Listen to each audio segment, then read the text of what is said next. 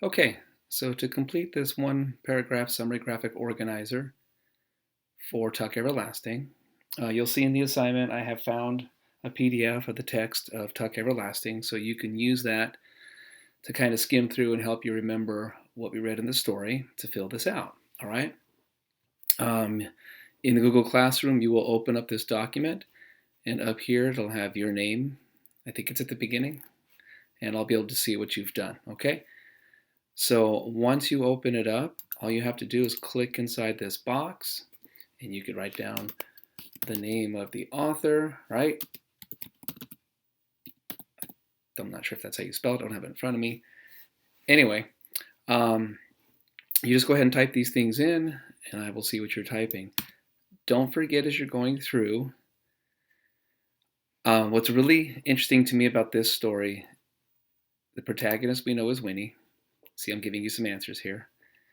But I'm not going to give you the answer for her conflict. It's pretty important for you to try to figure out what she was struggling against. And I'm going to leave it at that. I don't want to give you any more hints. Once you've figured out what her conflict is, and sometimes, I think I said this before, your conflict doesn't have to agree with mine. It could be different. As long as you can prove that it's something she struggled against, and you can prove it by figuring out what she did during the climax.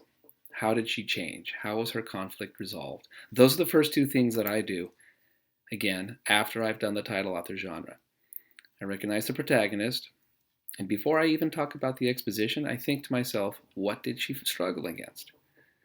Because that kind of helps me figure out what the exposition is. Because the exposition is her normal, and so the struggle is something that's kind of against her normal. What is she fighting against? In the climax, her conflict is resolved, and the resolution is her new normal. Remember that. Okay?